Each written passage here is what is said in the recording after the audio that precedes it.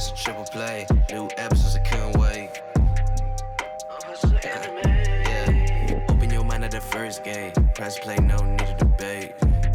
AoA, check me out. Look, plugged in, you can catch the hype. Golden Dawn, how we follow the light. Anime like life, married to it, my wife. What is going on, ladies and gentlemen, boys and girls, people of all ages? Welcome back to the AoA show.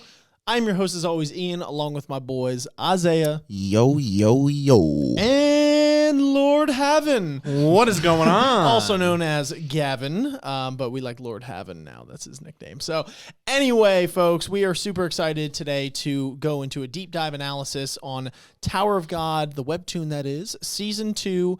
This is going to cover episodes 38, I lied, to 52. Correct. I knew we added a chapter at some point. So due to popular request, it was going to be 51, but you guys swayed us, so here we are. But anyway, blast of a stream. If you haven't seen that already, I highly recommend you check that out. There were some great reactions between the three of us, some great things in chat going on. The chapters were just insane in general. So if you want to catch our candid reaction to that, you'll definitely want to check out that video. But yeah, we're super excited to jump into it. Make sure if you guys like the content today that you are liking, subscribing, and hitting that notification bell for the YouTube algorithm. You're sharing with your friends and commenting your thoughts down below. What did you think of these chapters and what did you think of our discussion? Hit us up on socials. That's Facebook, Twitter, and Instagram. You can hit us up on the audio-only platforms as well. That's Spotify, iTunes, Google Play, etc. If you need to listen to this and you're on the go, you're going to work, you're doing chores around the house, whatever it might be.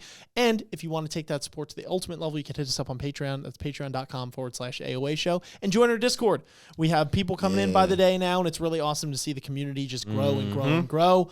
So, yep, all these links are in the description down below. So anyway, let's hop into it. A lot to cover this one, right? Yeah. So here we go. I'm going to be talking a mile a minute for the next hour. So anyway, we hop into episode 38, and we're introduced to Emily, the friendly AI that basically tells you everything that you need to know. Clever bot.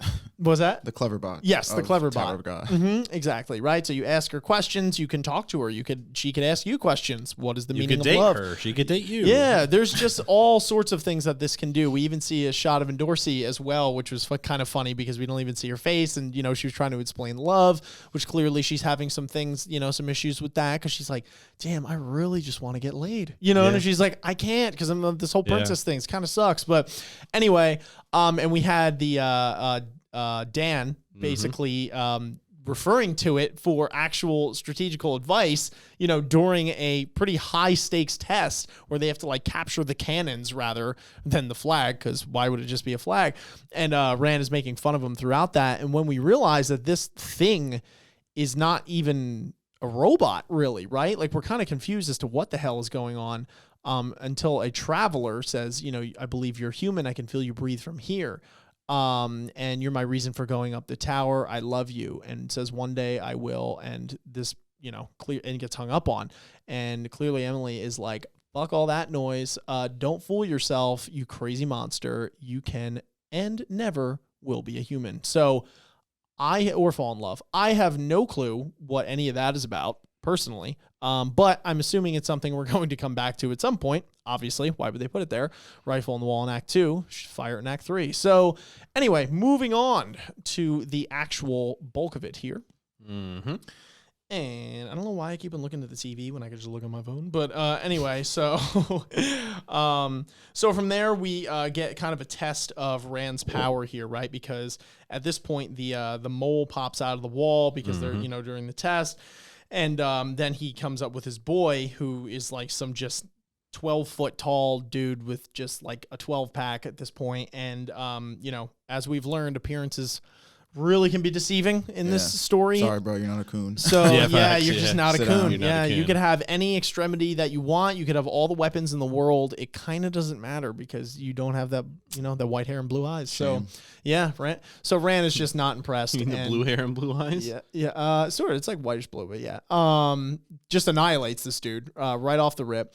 And then this is where we get to see really how quick Dan is, right? And why Khun, just being as smart as he is, has been recruiting all of this MVP, major players team, right? It's everyone on his team is going to have some sort of extraordinary ability, whether it's just straight up strength, intelligence, etc., and speed now will win this test, right? Because if it wasn't for him on the team, Dan, they wouldn't have won it at that rate, based off the way they were going. So Khun explains to him that he's like, bruh, what are you doing? Don't rely on this. You don't want to, lose yourself. And he's like, and Dan is kind of explaining what the whole deal is because Khun wasn't really aware. And he says, yeah, it kind of tells you everything. Even it even knew that some dude died like 300 years ago or that he was alive. And Khun's like, nani? Like he just thought of that for a second. He's like, hey, yo, can I borrow that? Well, you go outside. It's not like you're using it anyway. And he's like, yeah, sure, whatever. So he goes out.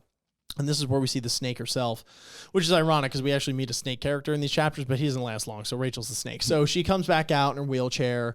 And then she's like, oh, Mr. Dan, Khun was very angry with you, right? And basically is sinking her claws or, hypothetical teeth or fangs into him and trying to kind of sway him to the side. Now, being that this doesn't come up until way later, we were like, yeah, that's bad, because we're like, how's this going to play out? Like, is he going to betray them? Whatever. So then Khun, with the phone and Emily at his disposal, asks if Bam is alive. And Emily replies, yes. So that definitely makes some crazy, for some crazy storytelling.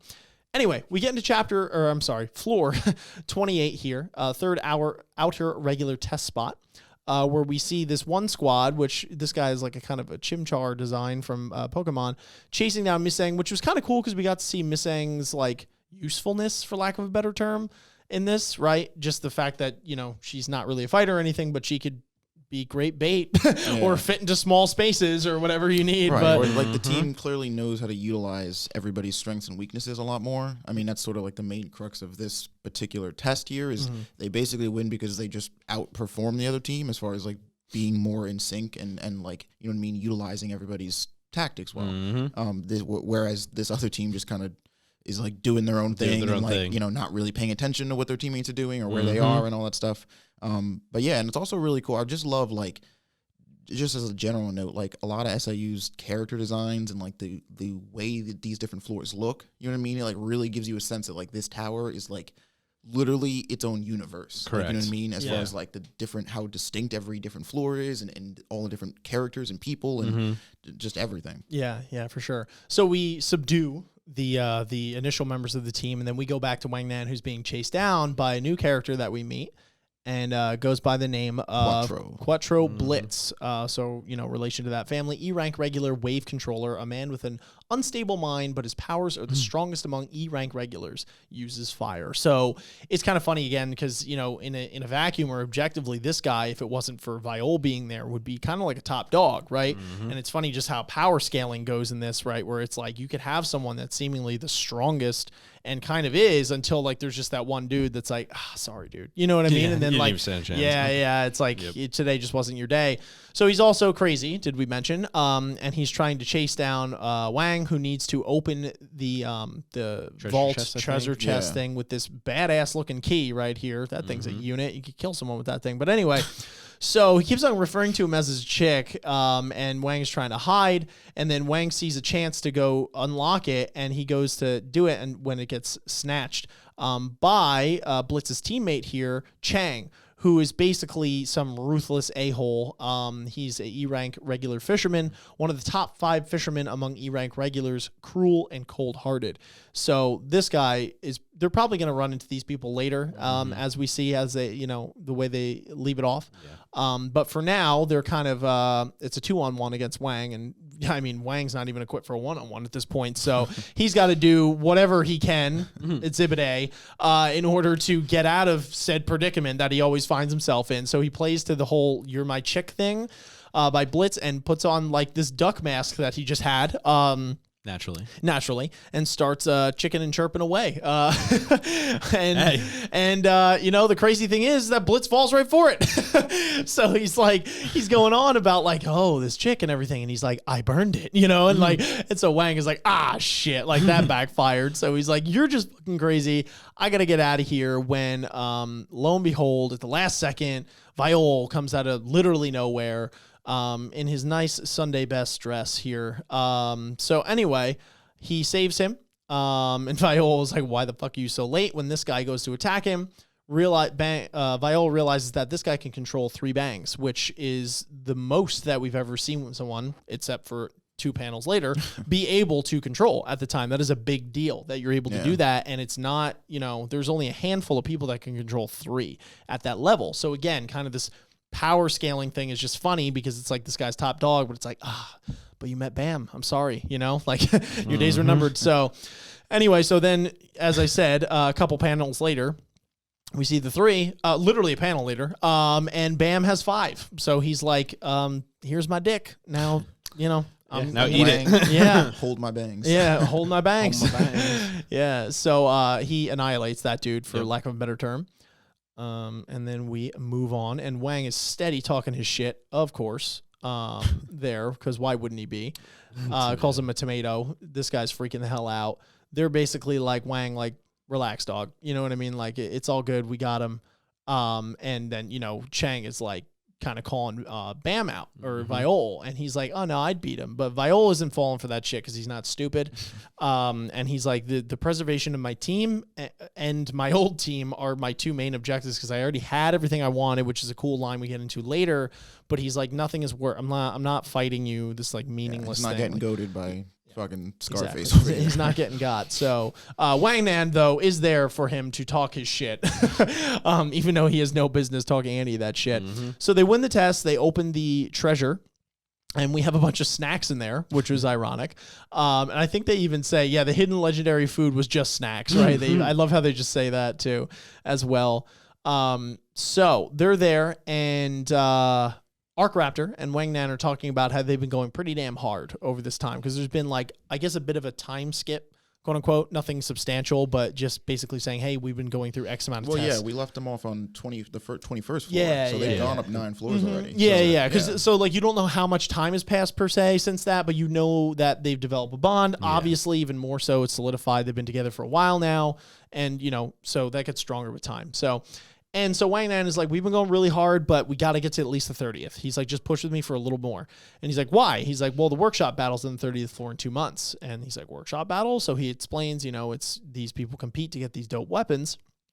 And that's when it triggers something from Teddy Bear there, which, again, he's kind of like one of the main characters of this arc in general. So Khun, back to him, he's like, how do you know he's alive? This, that, and the third. He's kind of going back and forth with Emily there.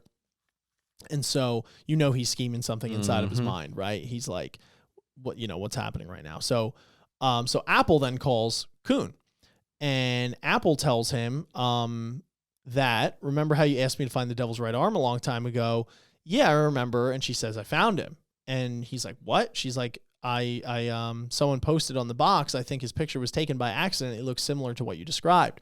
So basically we find out like the box is basically Twitter in a sense, right? And we also realize that a lot of the light bearers like are just on social media all day is what they do. Yeah, they're just like, they're gamers. They're epic gamers. Yep. So anyway, so she forwards him the picture, quite literally, of the devil's right arm, highlights him there, and from there we go back to this squad here, and they also see said picture, and that's when Teddy Bear recognizes this guy, yes, as Casino, who he says is the devil's right arm. So at this point we were like, what the fuck is going on? Because it was like, he was trying to hide his identity, and then we thought that Teddy Bear was the devil's right arm, and now we got this guy, and he's like, oh, this guy is, but it's like, it was. I also love the idea that like this picture here is totally these 2 niggas' vacation photo, and like nobody gives a single. It's like, you know what I mean? They're like, oh my god, I can't believe we made it to this floor. And it's like, yo, who's that nigga in the way back there?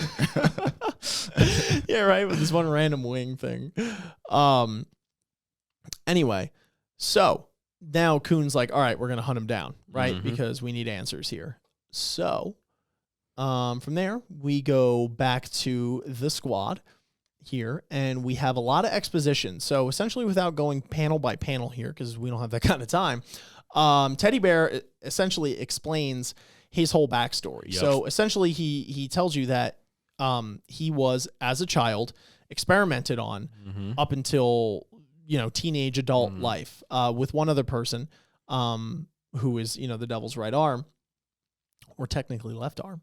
But he kind of goes through this horrid experimentation that they had. It was on the 30th floor, and it was the actual workshop where the people that were doing this, because essentially the main goal is they wanted to turn him or them into an ignition weapon, but a living one at that, because they're not, they're not like living. They're not living people, right? So his name was 21. His boy's name was 29 or 99. Sorry. And they were the only two that had survived the rigorous testing. So they hung out, they became friends. They met a doctor named Miss Sophia, who cared for them as a mother would, her sons. So they finally get names as well, which is awesome, which kind of gives them a sense of identity, and it's something that they're very proud of. And the names that she gives them are Cassino and Ilmar. So those are their names. So, which is interesting because did we ever hear Ilmar before this? Yeah, it was kind of a new thing, right? Yeah. So it kind of gave you a little bit more of a step into Teddy Bear's origins, and the fact that they even told you his first name gave me a slightly more of a connection, right? Exactly. I felt to him. I felt like I knew him a little more, right? So they're very excited about that.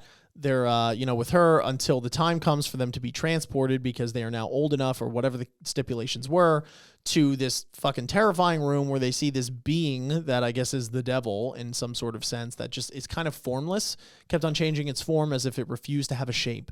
And from there, we get this fucking psychopath with eyes all over his head. Probably the worst person we were saying to play hide and seek with, if he was it, because he'd know where everyone is all the time. And that's just rude. So, you always hate that fucker. Yeah. His name is Medox, the manager of the workshop, and I'm in charge of your experiment. And he basically explains to them what's going on. We have the chance to be, to be living ignition weapons. And he said, also, out of 99,999 kids, only 2 of you. So that's a lot of people they killed in service of this plot. Just a little bit, yeah. Yeah, that's a lot of people to massacre just to make some living weapons here, right?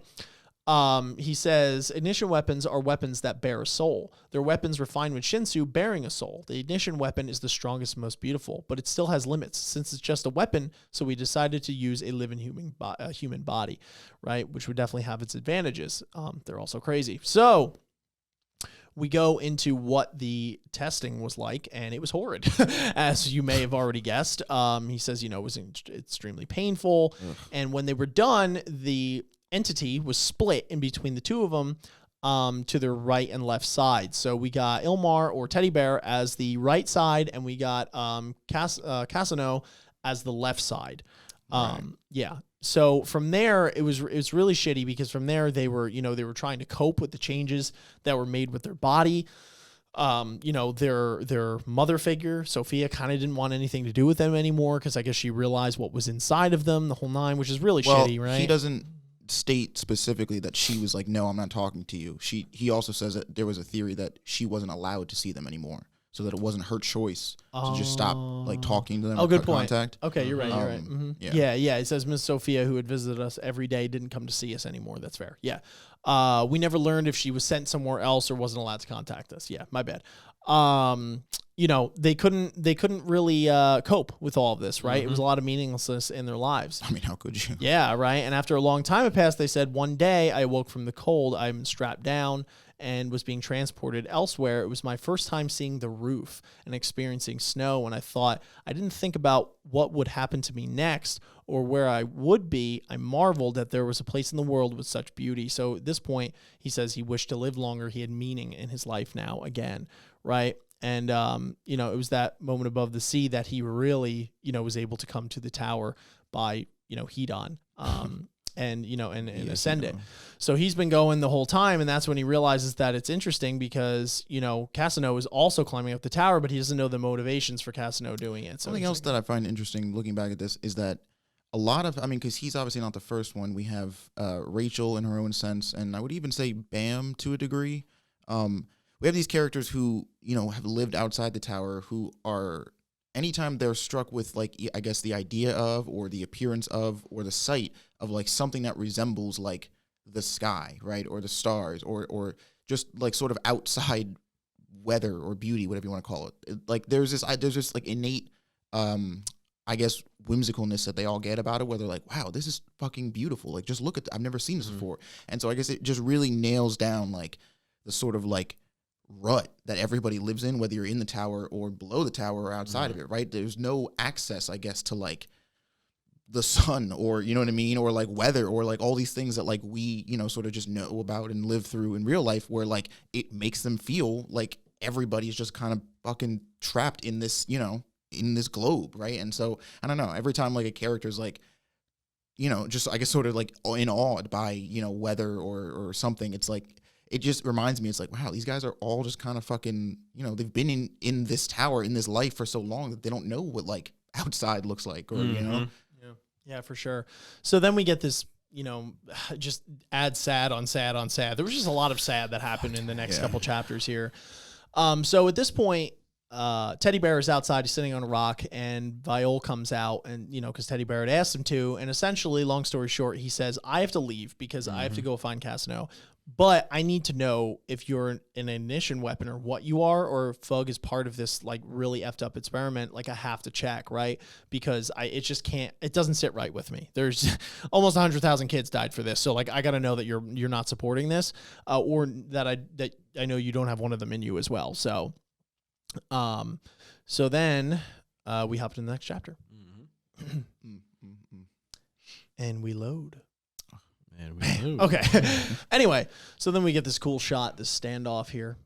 I thought this was really nice. And then from there, Bam is like, I really can't help you though. That's the thing, right? And he's like, you know, and Teddy Bear's like, you realize like I'll have to fight you if that's it. And like, you know, if you don't show me, like I got to know this. This is more important than just me, some selfish thing here, right?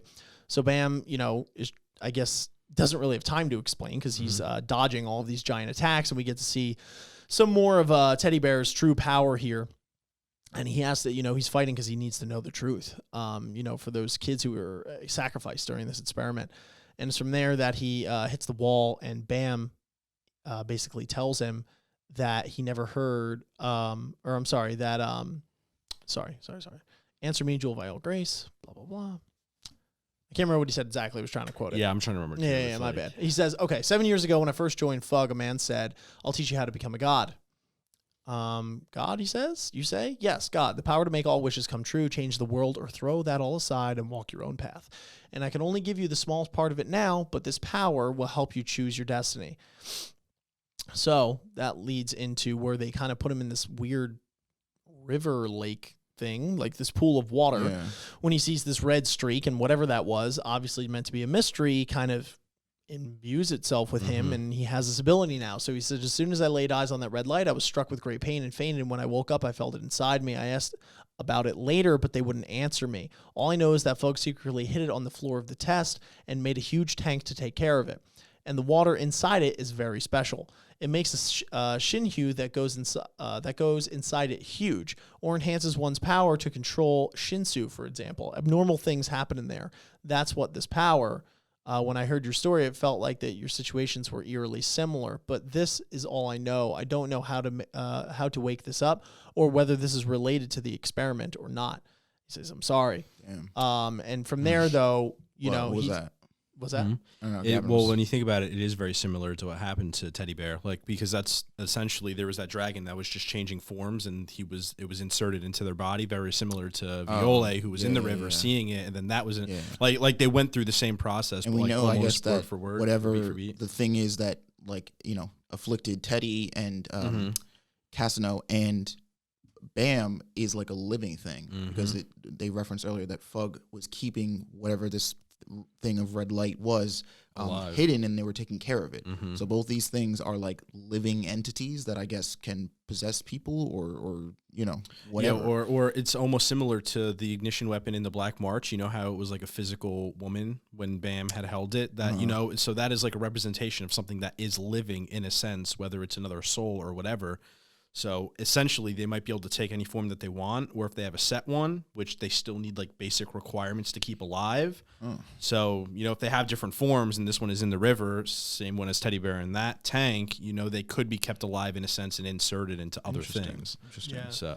So from there, Teddy Bear says, okay, I knew you weren't, even if this was a Fug experiment, I knew you weren't part of it. You're not an evil guy. Actually, you guys are my family. He's like, the teammates that I met since entering the tower weren't much different from the researchers at the workshop. They just needed my power. They always thought I was a monster and stayed away from me, but you were different.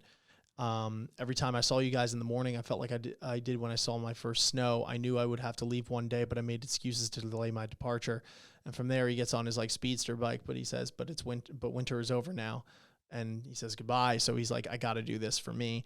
So he zooms off, and that was just some really heavy stuff right there.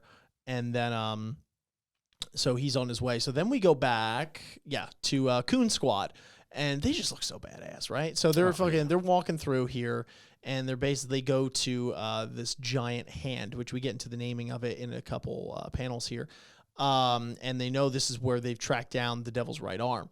So the Devil's right arm, or Casino, is chilling on top of that finger there, and he's waiting.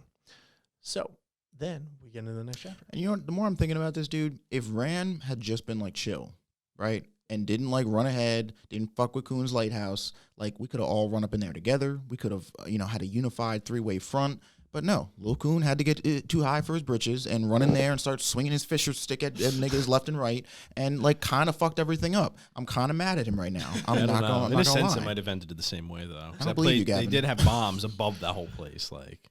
Yeah, but they all three of them would have ended up there just faster, and they already did in the end. So nothing really would have played different. And they already said that there were people watching them from above. I don't like that answer. You're like, it's not good enough. I need someone to blame. So Baby Khun is the one to blame. Exactly. Well, I guess that's part of it, right? Because it's like every part of this team has their strengths and weaknesses, and when you have a character on your team that for all intents and purposes compared to everyone else is much stronger, right? Until you meet your BAMs, your Urix, your, people that you're just not ready for. Like if you're just mollywopping everyone, like they have to give you some sort of inherent character flaw, like as your weakness, right? So his is just that he is just too big for his britches, No, it makes sense. He's he's cocky for a reason because he's got strength. Mm-hmm. So Viole goes back and everyone's like, "Oh, where's Teddy Bear?" Like, we're going to go help him find his friend. Viole's like, "Okay, this is just awkward now." So Teddy Bear ventures to the tents and asks this weird gypsy rabbit lady where to find a man, and she tells him that he is most likely at the hand, or that he is at the hand, and that he wants that she wants money from him as well. Anyway, so she says the big hand beyond the village, the big hand.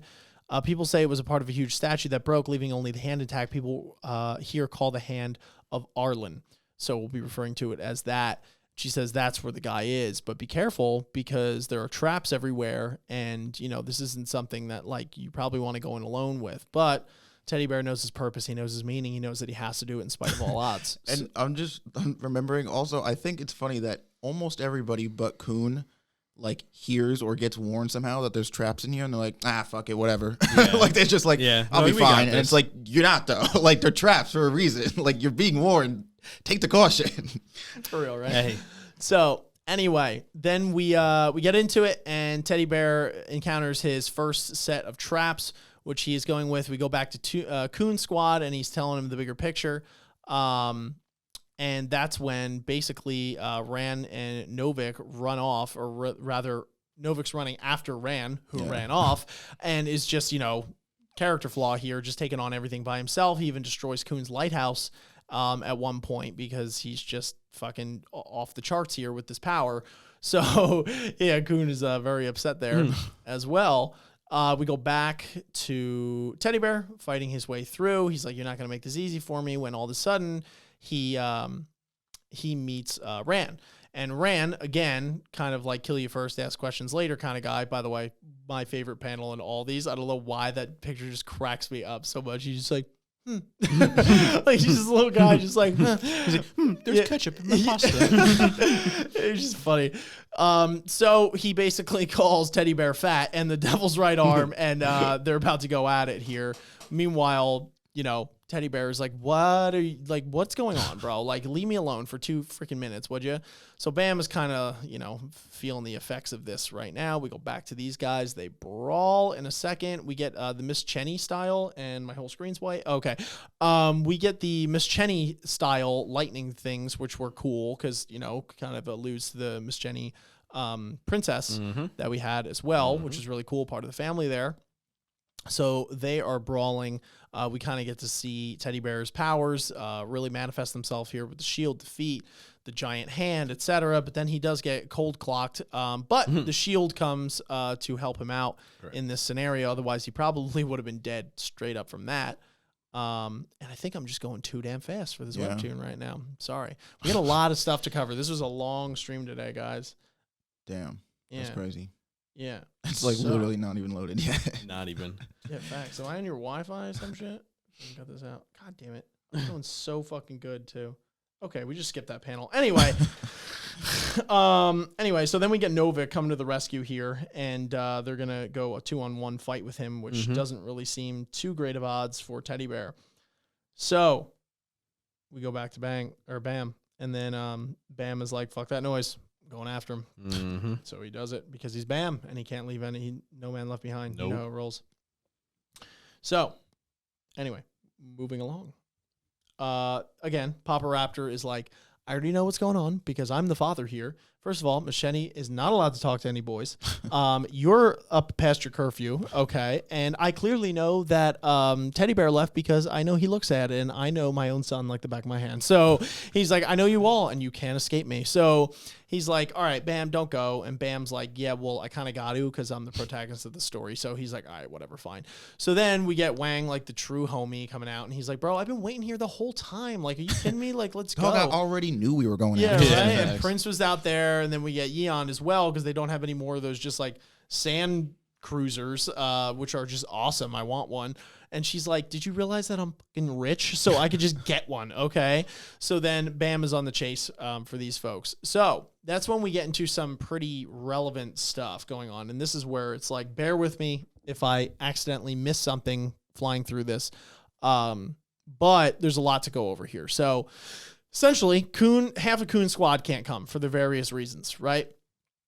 He says, I hope we're not fighting the wrong person. Spoiler alert, you're fighting the wrong person. So at this point, Teddy Bear is called upon by Casino to come into the hand. Damn, it's so crazy looking back when you just realize that like literally everybody was getting played. You know, like, you know, you're like, oh, maybe Casino's teaming up with you know, Teddy to like, it's like, no, everybody was just getting played, bro. Yeah, it was rough. So then they get inside the hand, and that's when he's like, okay, that's when they're like, I think he's behind the wall, but we don't know yet. Next chapter. Please stand by.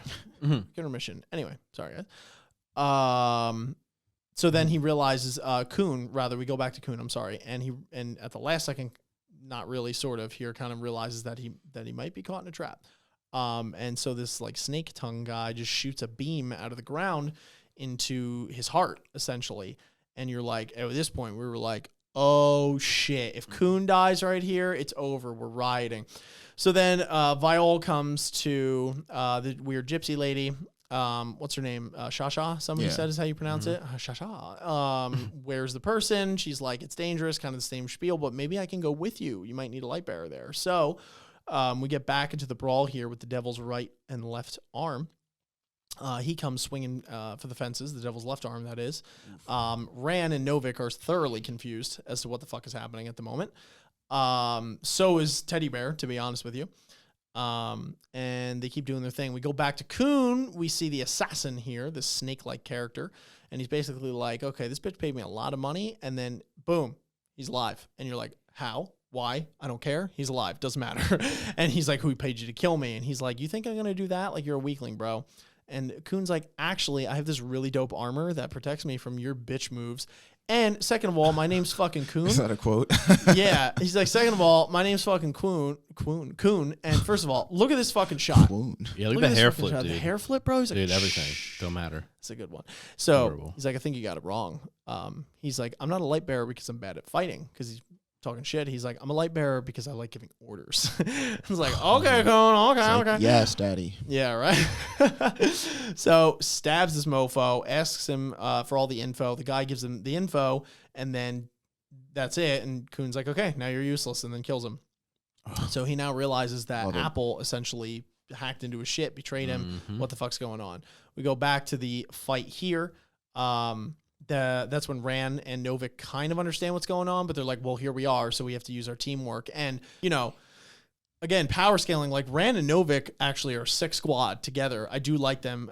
Like they are incredibly powerful right off the rip, but they are facing some very powerful characters. Yeah. So it's like for them to go toe to toe with these guys is pretty sick. He just impales fucking, what's his name? Cassino with that giant spear. And you're like, oh no, that sucks. So then they get to the hand here. And I'm moving on. And 1, 2, 3. Anyway, so she knows. So again, looking at this in hindsight now is funny. Because Shasha is like everything that she's doing is, like this ploy. So she's trying to buy time essentially at this rate, right? Because if Bam sees the actual fighting that's going on rather than just the aftermath, you know what I mean? Like she won't be able to play him. Right. She needs Teddy Bear to be dead because that will fuel Bam's rage against, Novik and Ran. Exactly. So he's going too fast for her liking, springs some traps on him. Bam, with his protagonist energy, has to save her, not realizing that she also is a fucking snake. Actually, just a crazy person. Yeah, just a bunch of snakes, dude. Tower of Betrayal in this bitch. So Khun putting 2 and 2 together here. And he's like, also saying that he's like, Novik and Ran are in there, but that's fine because I want to see how they match up with them anyway, which is, whatever. So then he's like, all right, I'm a reverse hack your hacking, so fuck off. So then we go back to these folks. They're doing their thing. They're fucking brawling it out over here. And that is when, because at this point, Teddy Bear thinks that Cassino is dead. So he just goes like all out. He's fighting them 2-on-1 and holding his own at that point. And this is a great shot. This is one of my favorite shots in it too. When Ran has, first of all, these clothes are just fucking great. And then he does like that little baby Yoda kick, where, you know what I mean? Where he flies up. It's fucking great. Anyway, their teamwork to the test again. They pin him to the ground here when all of a sudden, out of nowhere, because he gets up and he's like, oh, fuck you guys, I'm going to kill you. And then all of a sudden, he gets fucking impaled. Dude. And you're like, what and why? I need answers right now. And that's when you realize that his boy, Cassino, fucking betrayed him like a scumbag and just murdered that dude in cold fucking blood after everything that they went through. And that was just, to me. And like I know, I feel like I say this every episode, but it's like the way that this tower like fucks people over and like corrupts them into turning these two people who were quite literally inseparable and like, you know what I mean? Like mano a mano, into a stage where one is willingly ready to kill the other. You know, it's like this tower just breaks people. It's fucking, fuck yeah. Yeah. So that's when Viole comes in and he's like, what have you done? Because he doesn't see Cassino anywhere to be found, all part of the plan. And, Shasha's just fucking playing this shit up. And she's like, oh, he's definitely dead. Yeah, 100% dead. Those guys killed him. He's dead. Yeah, right? And he's like, who did this? And she's like, it was them. And fucking Novik is like, no, it was the other. Fuck it. Yeah. Like, I'm not giving you the Wikipedia. Yeah, it was us. That's so great that this guy just, in sake of laziness and not trying to, like, not feeling like explaining himself, not even knowing who this enemy is like, fuck it, I'll just fight to the death with this. Yeah, it's like, we didn't do it. I mean, like, we were trying to kill him, so whatever. Yeah, it was us. What are you gonna do about it? And realizing he's talking to the absolute worst nigga to say that after getting his fucking shit pushed, he's like, it wasn't really me. It was someone else. Just like, right. He's like, all right, probably a terrible time to say this again, but like, it actually wasn't us. It was just so funny. I actually like Novik's character a lot. He cracks me up because he's like very, I don't want to say simple, but he's like very like realistic and like pragmatic in the way he acts. And it's funny because like again, you see this like giant dude and it's like he's like obsessed with trying to be better than Ran, so he has those personality traits. But it's funny because at the same time he's like very human, you know what I mean? Like he's like, he has his things. He's like, I don't feel like fucking explaining this right now. Or he's like, Ran, can you stop running off for the fucking 12th time? Like we all get it, you're strong. And it's just funny because he's trying to like rope all these people. Because he's got that nice like audience perspective. Where it's like of everybody and everybody's emotions of what they feel and where they are in the story. Like he's the one who you as a viewer are probably like, yeah, no, I get that. You know, it's like he's kind of making things more complicated, but you're like, fuck, how would you even explain the scenario to Bam? And you're like, there's like a dude in the wall, and it's like, I don't know. There's a flying dude in the woo. Fuck it, we'll take our chances. Like, do what you're gonna do, you know. So again, worst person to say that too, because then they go at it and they do show and display some of their teamwork, but it's really not enough because Bam's just an absolute unit. Bam's Bam. And he uses some of these cool moves, which Bam also copies in a second, which is awesome. Also, other thing here, why the fuck does he have to speak in like fucking whatever language he's speaking in when he does these things? Yeah, it's fucking Probably annoying. like, I feel like that's like, I don't know, like very. It's probably from like the Khun family. Yeah, they all probably have like shit like that, you know? Yeah, it was just funny because it was hard to pronounce. Anyway. Well, even Khun has like a Spanish name in a sense. Yeah, Yeah, Aguero, Aguero. That's yeah. Uh-huh. Yeah, they're like from Spain. You know what I mean? Like, that. yeah, Well, I it's remember Spanish. It is Spanish yeah. technically, but like Spain, like Yeah. from I Europe, think somebody said European. that like all of the names SIU derived from football players. Yeah, like soccer players. Well, yeah, but Yeah, and okay, yeah. This is America. No. Relax. Well, I'm just saying. I don't know if there were fucking American people watching, they'd be like football. You know what I mean? But technically, for us, it's soccer. For them, it's football. Anyway, moving on. So, Bam just hits him with the fucking the laser beams that he has in his hand, and they are just kind of down for the count here. They're like, fucking damn. It was funny, Rand's face here. He's like, like, I'm done damn with it, life. whatever, dude. And then Novik's like, again, one of these audience moments. He's like, it's been a fucking day, dude. You know? It's just so funny. So then, Viole's definitely very pissed off, and they're like, yo, we actually didn't kill him. And she's like, yeah, they did. When all of a sudden Khun comes through the door in his grand entrance, and you're like, oh my god, Yeah, they're your like, pants no. drop and you're ready to kiss him. Dude. Yeah. Oh, man. Facts, Gavin. Facts. Yeah, dude. So he comes in, and Viole or Bam recognizes him immediately, where it seems that Khun does not recognize him, or maybe he does. It's fucking Khun. I don't know. I don't think he does, though, because then he gets that, like, you know what I mean? His Yeah, mind yeah. does that little switch thing later on. So basically, this bitch is like, I'm going to blow us all sky high. Like, the jig's up, Cotton. Everyone's going to fucking die if you make a Fucking move Harley here. Quinn head ass. It's like, what are you doing here? You're just fucking making everything complicated. She really is like Harley Quinn. Yeah. That's a perfect analogy. Yeah. So so she's like, I'm gonna blow everyone up. And she's talking to Bam through the cube, and she's like, if you don't stay still, everyone here is gonna die. Slayer nominee, like, we know who you are. He's like, oh fuck, it's Fug. She's working for him, and this bitch is just crazy because Fug is propping Bam up to be the next god. Or like the god. So any of these fanatics that are on like the lower levels and they're like, you want to impress God? Like, do this thing, Meanwhile, she's doing nothing but pissing him off. But like, what does she know, right? Because she's like, oh, Viola's to fill this role, right? And I'm I gonna also help her wonder, fulfill it. again, now looking back at this, if what's his name? Karaka has anything to do with this, because if you remember in the last time we saw him, he said he sent somebody out and he was like, yo, do me a favor, keep an eye on all of Viola's friends, and if any of them do anything that's suspicious, like, kill them, have them all killed. And essentially that's what this whole plan is, right? It's to isolate Bam from his friends, whether that be Khun specifically in his group, or the current group he's running with right now, which is Teddy Bear and Wang Nan and all them. So I wonder if this is actually like, because what's her name? Or rather, how do you pronounce it? Shasha. Mentions later in these panels that she was visited by somebody, and this said person told her, like, hey, you want to impress God, like, you need to do X, Y, and Z. So I have a suspicion, rather, that, like, that's what's going on here, is that, like, whether it's Karaka specifically, or it's one of his lackeys, or even if it's just somebody from Fug, that Fug is basically working to try and make Bam even more sort of isolated and even more sort of in, keeping him a little bit, focused on this goal here that they have. Oh, yeah, 100%. Exactly. So Bam tries to like pull the I'm an evil guy thing, and he's like, oh, I'll spare you this time to Khun, and he's like, because he doesn't want to kill him. And like, I would wager to say that Bam's got the upper hand in that fight. So at least in the abstract, right? So he's like reminiscing to these old times, which is just like, oh, dude, like, this was so cool. Rip Rack. Yeah, and then $10, I think is dead. Bro. yeah, right. There's just like, oh yeah, he died. Like, they just gave him the fucking cold shoulder, dude. Anyway, he got robbed. But so he's, Khun's like, you're not fooling me, bro. Like, you're not evil. I can tell you're not evil. People It's like, are bro, born clearly your acting grade, it gets a D. All right, you clearly didn't take as many classes as I did. mediocre at best. When all of a sudden Novik and Ran, like homies, again, love this squad. I that love was this good. duo Yeah. here. Come in and try to save them, but they don't understand the full gravity of the situation. So Viole politics has to at like play reverse it on them, which really sucks, because in any other scenario, this would have been the perfect moment for them to just fuck those people up.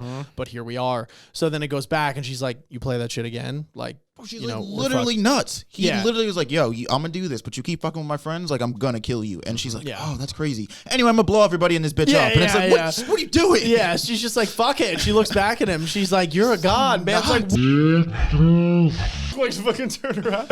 Yeah, like, what are you doing? So my God. she does this whole like fucking explosion behind her type thing. And we're all like, this bitch is fucking nuts. And she's like, rejoice, it has begun. And Bam's like, no, Mr. Coon. And that's when Coon realizes that he's like, wait a minute. Nobody calls me Mr. Coon except for Bam. Fuck, So that goddamn Cleverbot was right.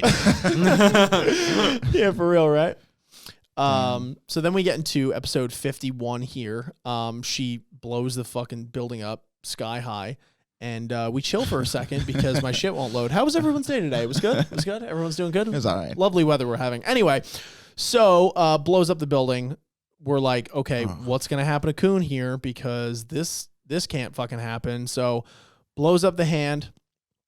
And like not really even like blows it up per se. They literally just have this like giant golem thing they just make like a drop giant on it. clay doll thing. Yeah, come out of like the fucking it was like whatever. what? So like that was their plan the whole time, and I guess it just kind of Yeah. blows And up. it's the funny tower. because even Fuck going it. through this in the moment, I was like, "Oh my god, what the fuck's gonna happen?" But I'm like, in my head, I'm like, "All right, Coon's gonna be fine. Bam's gonna be fine." I'm like going through. I'm like, "All right, who actually here could die?" I'm like, I guess Nova could eat it and maybe Ran, but like, Yeah, to be fair, I just think they're too fucking strong at this point. So then we go back and we realize that it wasn't just Apple that was in on it; it was also Michael, and they basically killed Gitang, which sucks, dude. That's fucked up. I Rip liked Chicken Little, him, dude. Rip Chicken Little.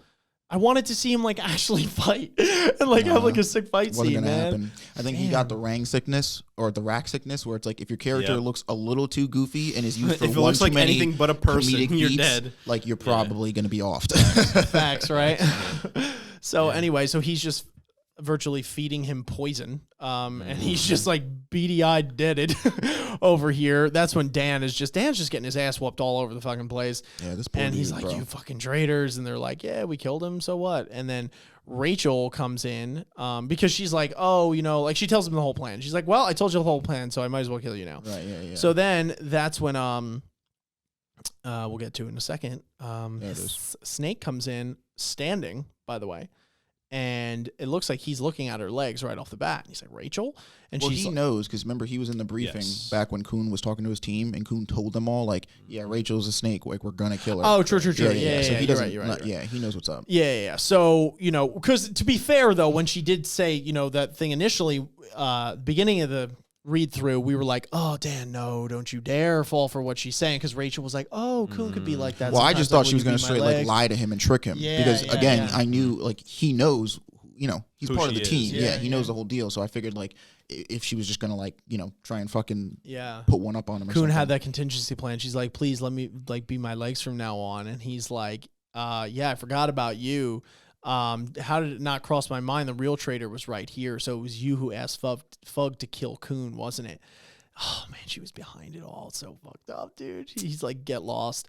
He's like, if you want to walk on your own two legs.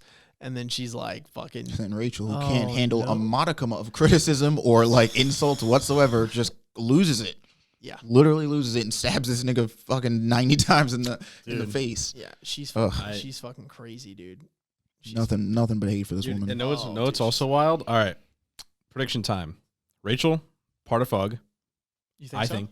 Well, keep in mind she's the one who contacted Fug. So A, she needs to know about their existence, and B, have to know people in there. She can't. Not anybody could just call up Fug and be Wait, like, "Yo, did take out it Coon." say that she Yes, it called did. Fug? Literally in this panel that we read. All right, relax. I'm just No, asking a question. No, I'm answering. No, but I'm just saying, like, literally, like, a couple chapters or, like, a couple scrolls up, she was the one who contacted them to bring him here to kill Coon specifically. So she must, A, have some power within Fug in general that's pretty high up to make decisions like, hey, we're killing Coon. And B, in my prediction with that moving forward, is she's literally been in this role in Fug and turning this wheel since the very beginning of Tower of God to even when she found Bam initially, because when he was in the hole.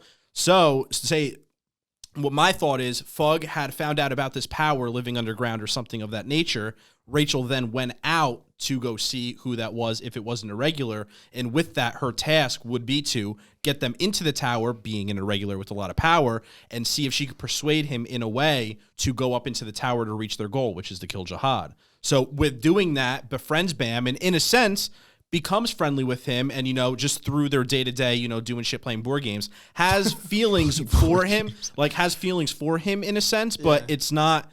She knows she needs to cut him off to get to the greater picture, which is to kill Jihad. So that's where she makes that decision where she's like, you know what? No, we have a bigger picture in mind. I can't hold on or latch on to Bam because we need to use him in a sense. And that even goes back to when she pushes him off the ledge. That was all planned on their part in Fug, which she would be a part of, pushing him into the ledge to then have him start at the beginning where he's almost dead to get rid of the team, isolate him, and then from the ground up with Han Sung. Even I think it goes to Heat-On in that sense where he was a part of this with just kind of allocating where everything goes.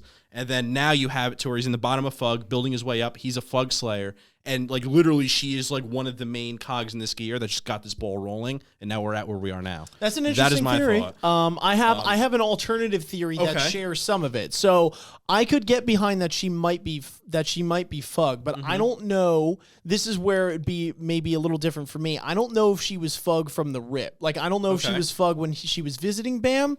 I almost feel that when she accidentally got into the tower and all that kind of shit, that she is now kind of being used as a pawn by Fug, knowing that Bam is as important as she is, and you know what I mean, because Bam keeps keeps pursuing her, etc. I could see maybe that because the only thing I could see your theory, but the only thing that irks me, rubs me the wrong way, is that based off Rachel's character, and she could just be that good at acting, but I really doubt it based off of her emotional outbursts. I don't think that her main goal is to kill Jihad. Again, she could be a really good actor and that's the thing, but to her, I just feel she's too selfish.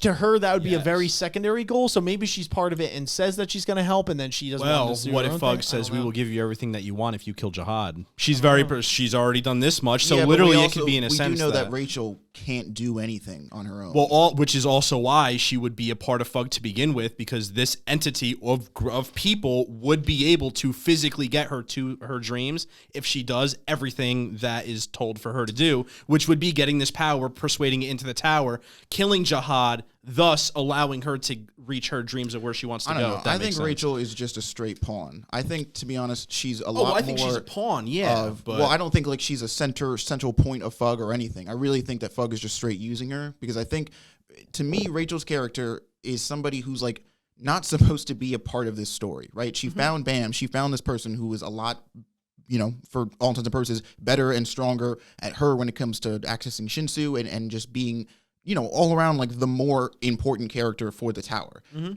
She didn't take that well at all, and quite literally went up into the tower and basically quite literally begged Heat-On to do anything to be a part of this, to be involved, to be able to climb in some way, shape, or form. And Heat-On was ready to cut her loose and dry and be like, no, literally what you're doing shows me just proof enough that you don't have what it takes, get out of here. But was quite literally so pathetic with him that he was like, all right, you know what?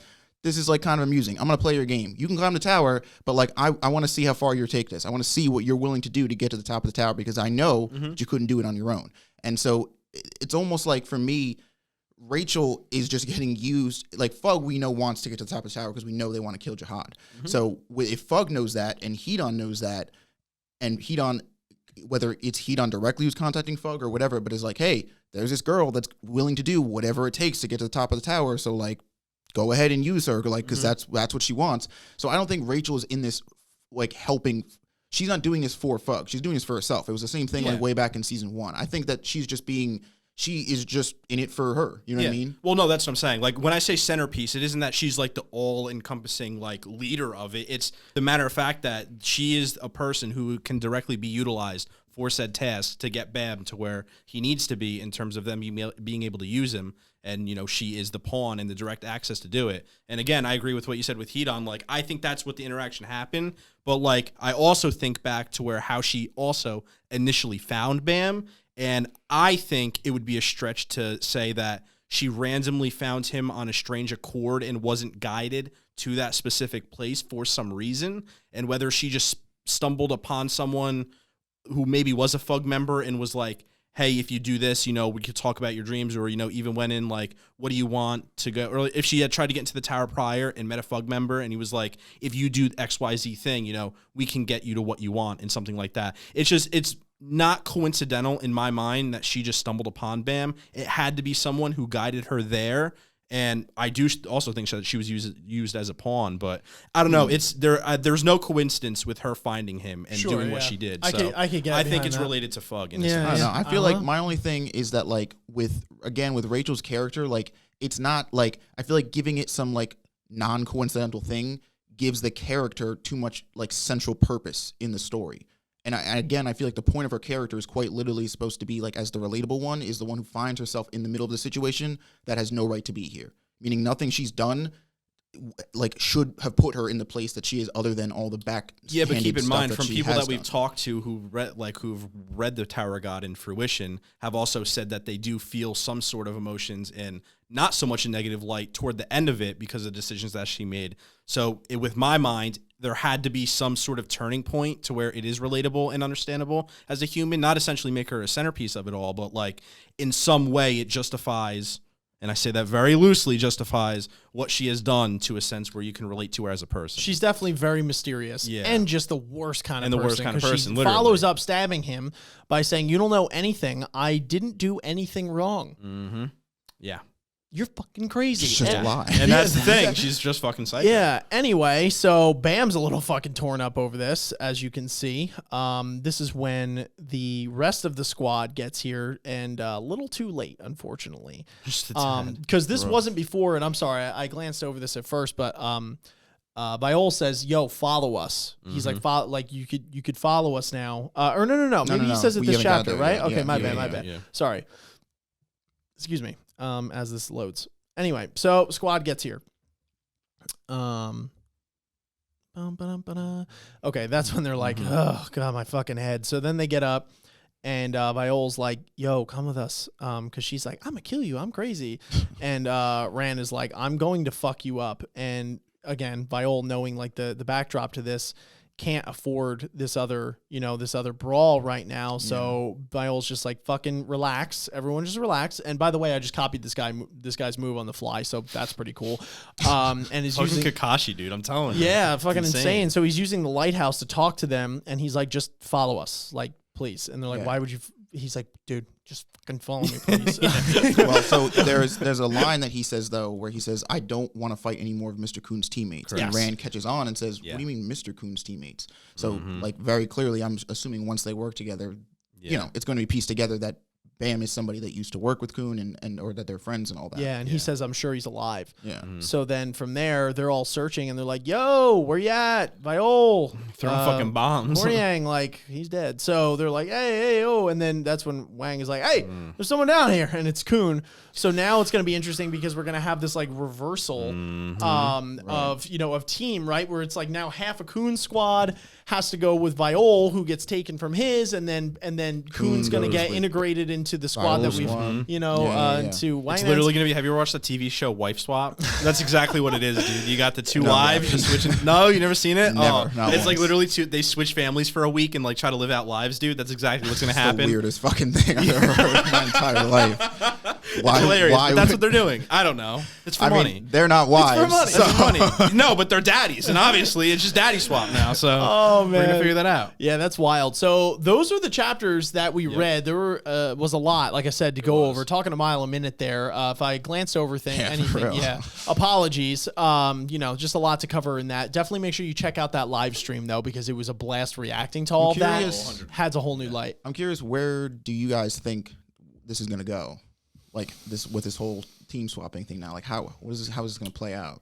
Well, I mean, obviously they got to get to the 30th floor, so I Yeah. feel like that is just Because like, both of those gonna be were the check mark. converging on that point anyway. Correct. And Shibasu's team, the OG's team, is going to meet there too. So I think that's the next point. There's got to be I'm something. kind of feeling like it's going to be, maybe it's just wishful thinking, but like a three-way thing, you know, where it's like we get to the 30th floor and then Shibasu's team, you know, Kuhn's new team, which is Viole's old team, and then Viole's, like, they're all going to, you know, meet up in some way, shape, or form, and it's going to be like... It'd be funny, too, if fucking- Viole is like, you guys have to act with me and, like, fight them, and so we get, like, Ran and Novik, and then Khun is like, what the fuck? Yeah, You know what I mean? yeah. But, like, he knows it's or Bam it's like, now, like so it's Viole and, like, Wang end up, you know, and it's like, yeah. oh, what the fuck's yeah, going it's on? like you were Yeah. that the You whole know? time, but, or like, like Wang, Viole and, like, Shibasu. that's what I want to see.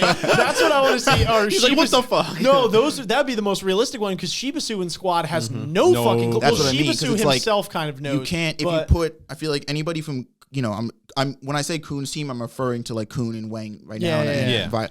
If you put anybody in Khun's team and Viole's team against each other, other than like Shasha and anybody, like they're gonna be like, wait, what's going on? You know what I mean? Like there is gonna be no cause for conflict. But that's why I think Shibasu's team is important, because it introduces a third party that is not acquainted to situations. So they're like, who's this long haired nigga? What's going on? I gotta fight him. Or maybe it'll be like Enderosi or Anakwa, you know, whoever. It's a blast, and I couldn't be more excited to get into these next chapters. Make sure, if you guys enjoyed our discussion today, that you're catching our live streams. That is Sundays at 11 a.m. Eastern Standard Time, where we will do live read-throughs of Tower of God before we analyze it on a little bit of a deeper level. But anyway, folks, if you enjoyed the content today, make sure you're liking, subscribing, and hitting that notification bell, commenting your thoughts down below. What did you think of our discussion? What did you think about these chapters at large? How's your day going, by the way, too? Let us know how you're doing right now. Yeah, what's going on? Talk to me. Anyway, talk to me. Thank you so much for watching, folks, or listening. Until next time, we'll catch you on the flip. Peace. Later. Peace.